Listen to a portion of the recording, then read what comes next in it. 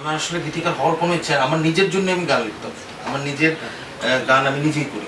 এবার আমি বাংলাদেশে এসেছি, দুটো অ্যালবামের কাজ নিয়ে এসেছি। যেমন আমার এটা ছিল সেকেন্ড সোলো, এর আগে প্রথম 96-তে আমার একটা একক অ্যালবাম বেরোয়, যেটার নাম ছিল বিষণ্ণ এবং একা। সবগুলো গান আমার লেখা, আমার সুর। তো আমি নিজের জন্যই গান লিখি, নিজের গান লেখা, নিজের সুর এভাবে করতে পছন্দ করি। কারণ আমি যেভাবে যে ভাষাটা ইউজ করছি, যে কথা, যে ঢঙে কথা বলি, আমার গানের সিলেকশনের ব্যাপারে দেখা আরেকজনকে ভাবে বোঝানো মুশকিল হয় আমার জন্য। আমি নিজের গানটা নিজেই লেখার চেষ্টা করি। তো তখন ওই দেখা যাচ্ছে তুই একটা গান দে আমাকে, তোর গান একটা করবো, এইভাবে করে। এটা 90-এর দিকে, আর্লি 90s-এ যখন সবাই তখন উঠছে, সবাই এলআরবি শুরু হলো, মানে এলআরবি, হ্যাঁ, জেস ভাই শুরু, সবার একটা ভালো ইয়ে ছিল, সবার যোগাযোগ, সবার সাথে সবার যোগাযোগ ছিল একটা ভালো। ওই টাইমটার কথা বলছি। ওই টাইমটাতে দেখা যেত যে ওই হয়তো বললো যে তুই আমাকে 3টা গান দে বা 2টো গান দে, একটা গান করি, এইভাবে করে গান দেওয়া আর কি, আসলে গীতিকার হিসাবে না।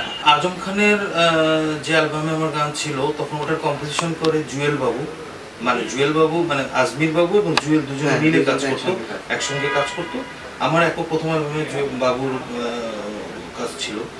তো বাবু তখন আমাকে বলে আমার আজমের জন্য গান লিখতে হবে, 3টা স্টুডিওতে ধরে নিয়ে যাই, নিয়ে ওইখানে বসে লেখো।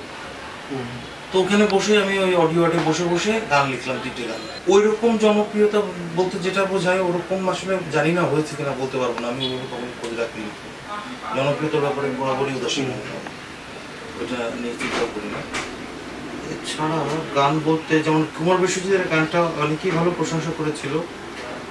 গানটার নামটা, মানে ওই টাইমটাতে আমি চলে যাই, যখন বিশ্বদা আমাকে তার বাসায় নিয়ে যান, যে কিছু গান আমাকে দিয়ে যান, তখন আমি কয়েকটা গান রেকর্ড করে রাখলাম বিশ্বদা।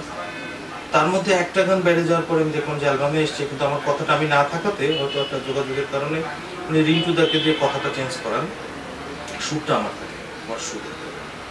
গানটার নাম ছিল অবশেষে। ওই গানটা ভালো প্রশংসা পেয়েছিল, সবাই ভালো প্রশংসা করছে। আর এরপরে ঠিক বলতে পারবো না, 96-এর দিকে আমার একটা গান, একটি ছেলে অবিরাম আজ ঘুরির পিছে ছুটছে, গানটা একটা শ্রেণীর মধ্যে ভালোই ছিল, শোনাটা ভালোই শুনতো আর কি গানটা। আর এরপরে পরবর্তী আমার নিজের একটা করা গান এই অ্যালবামে, যেটা অনেকেরই মানে অনেক শিল্পীদের বা আমাদের বন্ধুদের অনেকেরই পছন্দের একটা গান, আমার ইচ্ছে হলো রোদ্দুর হয়ে যাওয়ার গানটা সবারই খুব পছন্দ, অনেকেই চেয়েছেন গানটা করতে। আসলে আমি নিজের জন্যই করে ফেলেছি গানটা। রোদ্দুর গানটা যেমন অ্যাক্টরটা কি, ওদের নাম রবি হয়েছে, রবি কিনে নেয়, এটা লাইফ টাইমের জন্য কিনে নেয় গানটা। প্রথম যে বেলজিয়াম থেকে পরে চলে যাই প্যারিসে যাওয়ার পরেই কাজ শুরু করি। তারপরে পবন দাসের সাথে দেখা হয়, পবন দাস আমরা একসাথে কাজ করি, দীর্ঘকাল এখনো করি, গানের শুরুটা কিভাবে ছিল বাংলাদেশে? আমি আসলে ছোটবেলা থেকে গান করি বলতে, আমার বাবা যেহেতু গান করেন, ওই পারিবারিকভাবে ওইভাবে আমার গানটা শুরু।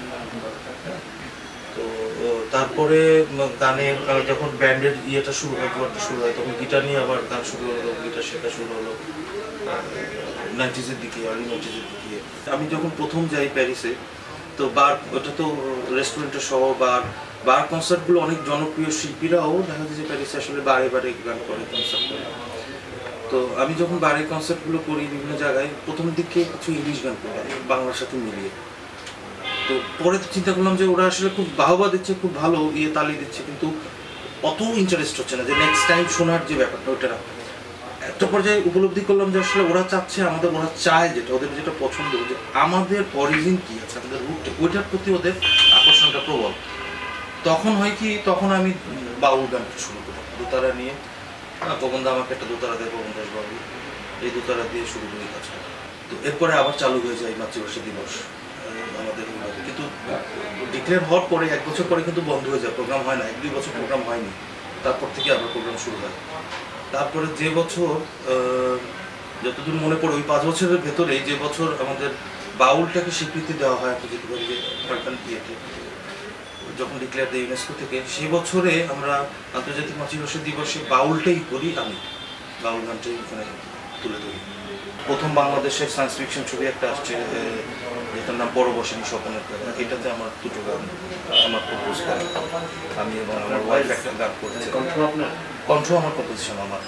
বাংলাদেশে আমি তো এসেছি গত পরশু দিন, আমি 1.5 মাস মতো থাকার ইচ্ছে আমার। 2টো অ্যালবামের কাজ নিয়ে এসেছি, 2টো একক আমার কম্পোজিশন। আমার একটা আমার স্ত্রী, আমার ওয়াইফের, ও নাম হচ্ছে কুমকুম, ওর একটা একক অ্যালবাম, যে গান কথা সুর হচ্ছে ওর কম্পোজিশন আমার।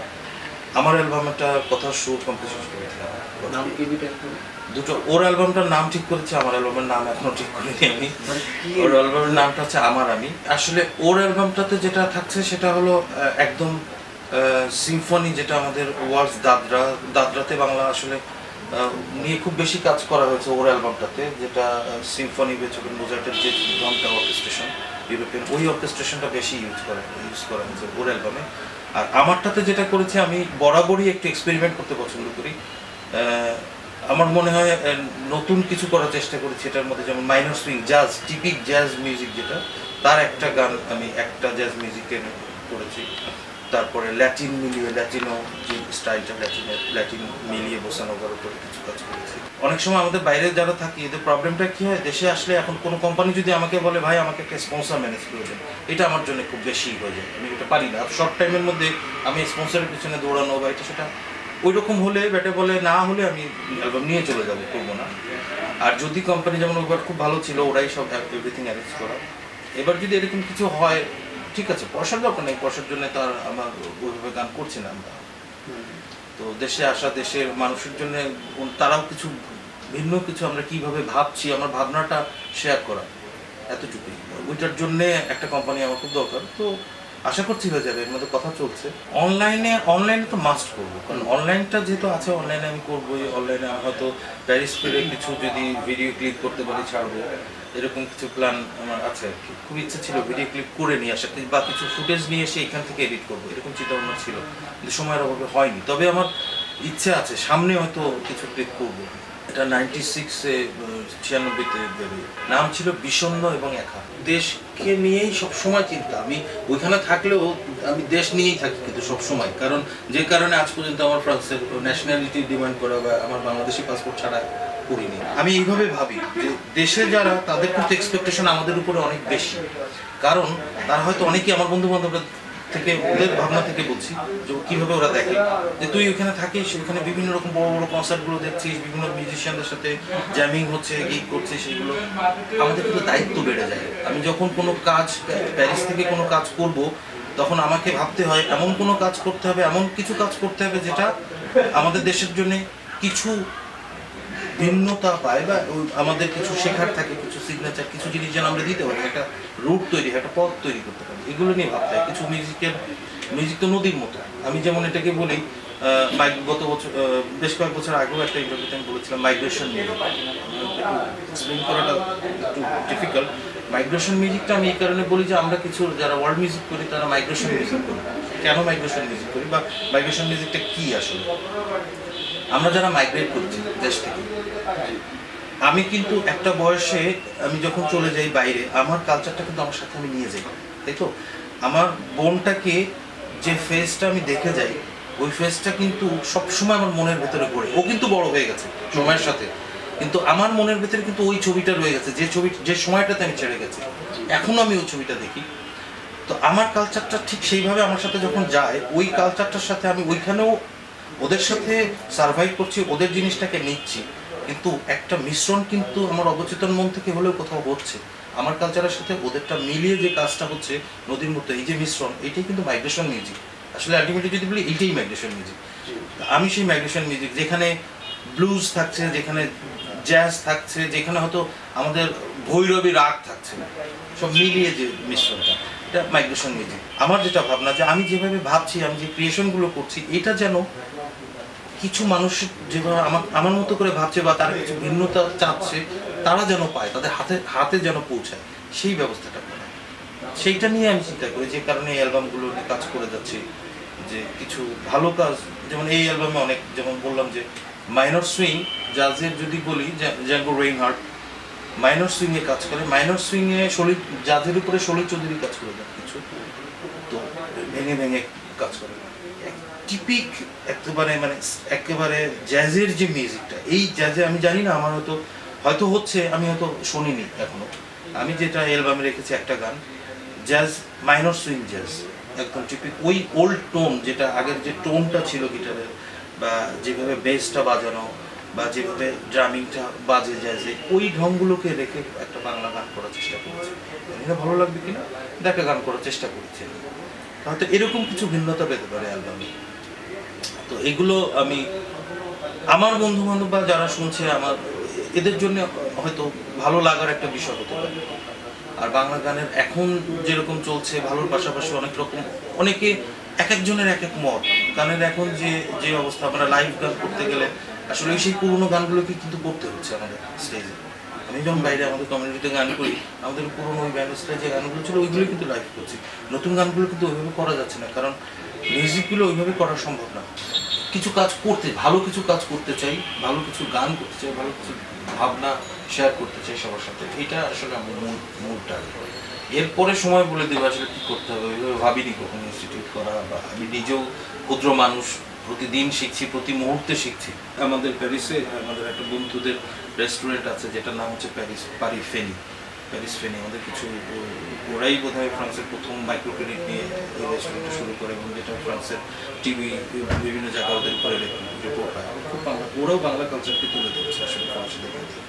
ওই জায়গাটাতে আমাদের প্রায় বসা হয়, প্রায় শুক্রবারে দেখা যায় আড্ডা হয়, অনেক বিদেশি মিউজিশিয়ান আমরা একসাথে বসি, জ্যামিং হচ্ছে, চমৎকার একটা আড্ডা ওখানে হয়, খুব ক্রিয়েটিভ আড্ডা।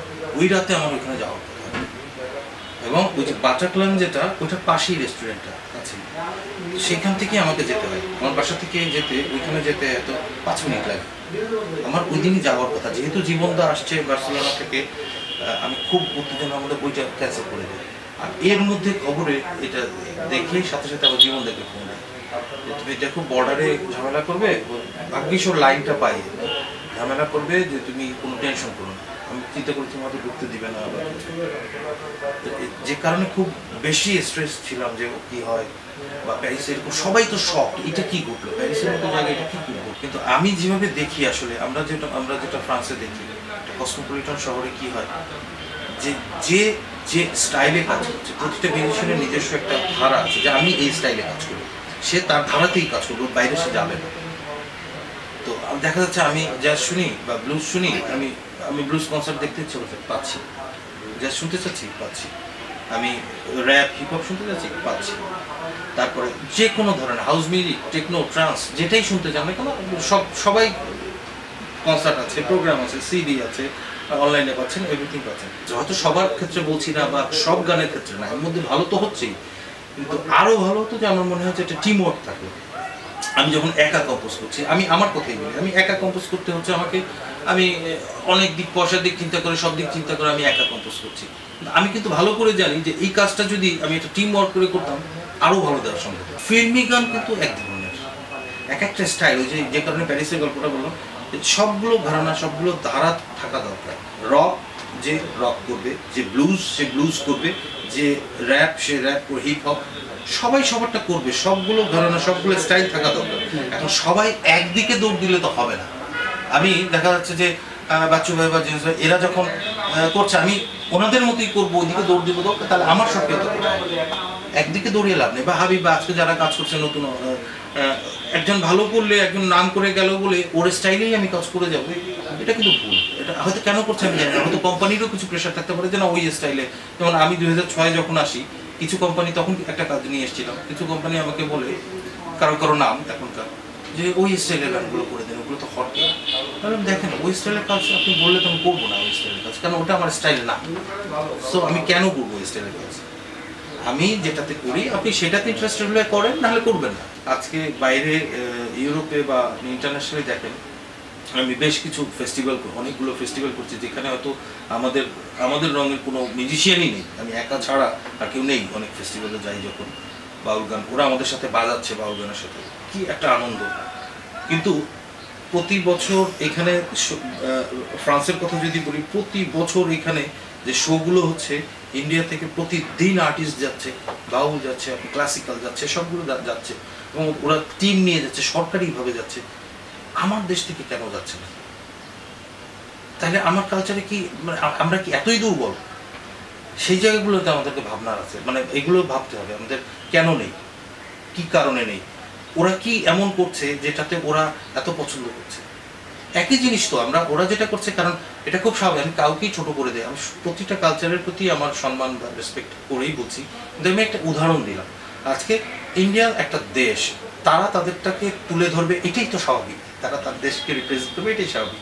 আমি আমারটা রিপ্রেজেন্ট করবো, এটা স্বাভাবিক। কিন্তু আমারটা কেন হচ্ছে না? আমরা সেই জায়গাগুলোতে কেন যেতে পারছি না? আজকে ইন্ডিয়া বা একজন পেরুর একজন বা সাউথ আমেরিকার একজন কেউ এসে মিউজিক করে যাচ্ছে, আমরা কেন পারছি না? আমাদের কি নেই সেটা? আমাদের আরো ভালো আছে, আমাদের এত মানে কি বলবো, এটা এত রিচেস, আমাদের এত চমৎকার জিনিস আছে, কিন্তু আমরা দিতে পারছি না কিছু। ওই যে কম্পোজিশন করতে, আমাদের হোল টিম ওয়ার্কটা নেই, কম্পোজিশনটা নেই। আমি তো চাই যে বাংলাদেশে এসে কিছু কাজ, 6 মাস এখানে কাজ করবো, 6 মাস ইউরোপে কাজ করবো। হ্যাঁ, তো সেটা সেই স্কোপটা তৈরি হচ্ছে না কেন আমি জানি না। এটা এর কি জন্য হচ্ছে না আমি আসলে এই ইয়েগুলো বুঝতে পারি না। তা আমার খুব ইচ্ছে যে এইভাবে কাজ করো। অসংখ্য ধন্যবাদ রিপোর্টকে, চমৎকার লেগেছে, এত সুন্দর পরিবেশ, এত সুন্দর টিম এখানে কাজ করছে। অনেক অনেক শুভকামনা থাকলো, অনেক অনেক ধন্যবাদ সবাইকে।